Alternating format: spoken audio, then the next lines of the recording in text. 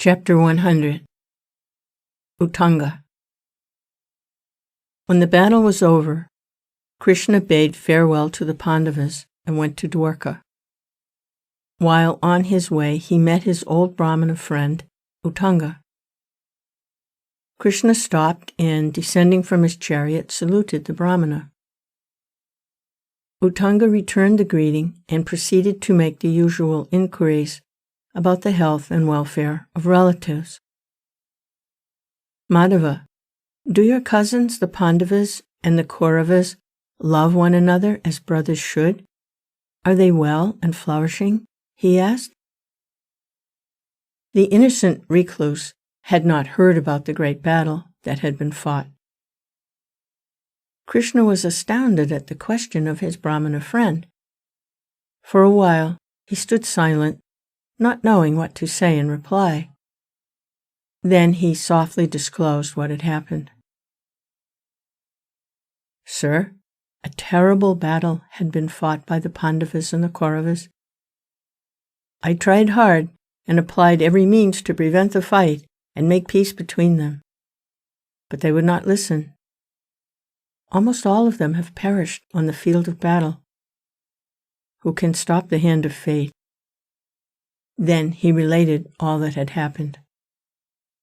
When Utanga heard the narrative, he was exceedingly wroth. With eyes red with indignation, he spoke to Madhava.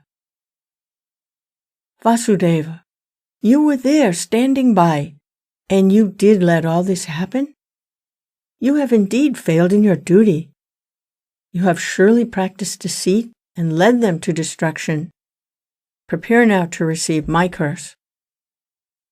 Vasudeva smiled and said, Peace, peace, calm yourself. Do not use up the fruit of your great penances in this anger. Listen to what I say, and then, if you like, you may pronounce your curse. Krishna pacified the indignant Brahmana and appeared to him in his all-embracing form, the Vishvarupa. I am born in various bodies from time to save the world and establish good. In whatever body I am born, I must act in conformity with the nature of that body. When I am born as a deva, I act as a deva does. If I appear as a yaksha or a rakshasa, I do everything like a yaksha or a rakshasa. If I am born as a human being or as a beast, I do what is natural to that birth and complete my task. I begged very hard of the ignorant Kauravas. They were arrogant and intoxicated by power, and paid no heed to my advice. I tried to intimidate them. Therein also I failed. I was in wrath and showed them even my Vishvarup. Even that failed to have an effect. They persisted in wrongdoing. They waged war and perished. O best among Brahmanas, you have no reason to be angry with me. After this explanation of Krishna, Utanga recovered his calm. Krishna was delighted. I wish to give a boon to you. What would you like? Said Krishna. Achyuta, said Utanga, is it not enough that I have seen thee and thy form universal? I do not desire any further boon. But Krishna insisted, and the desert-wandering simple Brahmin said, Well, my lord, if you must give me some boon, let me find water to drink wherever I might feel thirsty. Give me this boon. Krishna smiled. Is this all? Have it then, he said, and proceeded on his journey. One day, Utanga was very thirsty and unable to find water anywhere in the desert. He bethought himself of the boon he had received. As soon as he did this, a nishada appeared before him. Clothed in filthy rags, he had 5 hunting hounds in leash and a water skin strapped to his shoulder. The nishada grinned at Utanga and said, You seem to be thirsty. Here is water for you. Offered the bamboo spout of his water skin to the Brahmana to drink from. Utanga, looking at the man and his dogs and his water skin, said in disgust, Friend, I do not need it, thank you." Saying this, he thought of Krishna and reproached him in his mind. "Indeed, was this all the boon you gave me?" The outcast, Nishuddha, pressed Utanga over and over again to quench his thirst, but it only made Utanga more and more angry, and he refused to drink. The hunter and his dogs disappeared.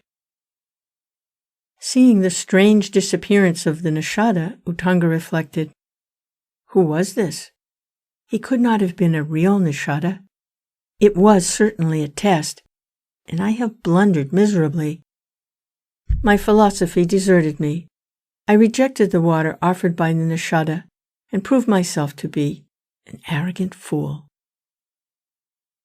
Utanga was in great anguish. A moment later, Madhava himself appeared with conch and discus. "Oh, Purushottama," exclaimed Utanga, "you put me to a difficult trial. Was it right of you to try me thus?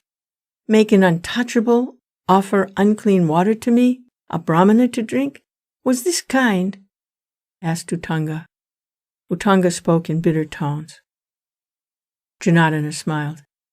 "O Utanga, for your sake, when you put my boon into action, I asked Indra to take Amrita to you and give it to you as water. He said he could not give to a mortal what would give him immortality, while he was willing to do anything else. But I prevailed upon him, and he agreed to take Amrita and give it to you as water, provided I let him do it as a Chandala, and tested your understanding, and found you willing to take water from a Chandala. I accepted the challenge, believing you had attained jnana and transcended externals. But you have done this and made me suffer defeat at Indra's hands." Utanga saw his mistake and was ashamed.